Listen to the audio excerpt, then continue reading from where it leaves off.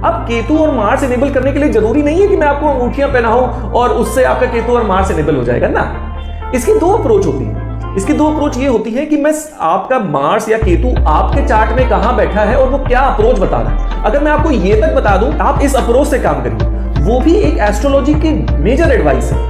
और बाकी अलग तरीके भी होते हैं। अब जैसे मान के चलिए एस्ट्रो एडवाइस के हिसाब से मैं अगर बताऊंगा, क्योंकि आप फाइनेंशियल सर्विसेज प्रोवाइड कर रहे हो तो बॉक्स 2 से रिलेट कर जाता है। अब बॉक्स 2 को इनेबल करने के लिए गले में अलग अलग कलर की चेन होती है, कुछ को हम लोग सोना सजेस्ट कर देते हैं, कुछ को अलग टाइप की चेन सजेस्ट कर देते हैं ताकि वो बॉक्स इनेबल हो जाए, क्योंकि आप फाइनेंशियल सर्विसेज में हैं। और हर का एस्ट्रो चार्ट बड़ा कस्टमाइज होता है। जरूरी नहीं है कि सारी दिशा आपके लिए बहुत फेवरेबल जाएगी ना।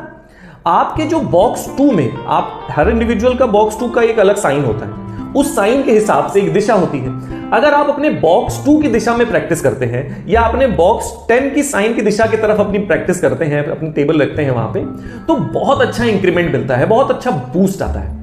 और क्योंकि ये अकाउंटिंग और फाइनेंशियल सर्विसेज हैं, तो बेस्ट रहता है कि जब आप अपनी टेबल में बैठे हैं तो आप ईस्ट की दिशा में फेस करके बैठिए। बहुत अच्छे इंसाइट्स आएंगे जब आप बैठेंगे। कोई ऐसा फिक्स्ड नहीं होता कि नहीं नॉर्थ की तरफ ही फेस करके बैठना चाहिए। कुछ लोग ऐसा अज्यूम कर लेते हैं कि हाँ मैं नॉर्थ की तरफ बैठ के फेस करूंगा, प्रैक्टिस करूंगा मैं साउथ की तरफ। लेकिन चार्टेड अकाउंटेंट प्रोफेशन में ईस्ट की दिशा की तरफ फेस करके प्रैक्टिस करना बहुत बड़ा बूस्टर हो सकता है। इन शॉर्ट मैं कंक्लूड करता हूं आज की वीडियो।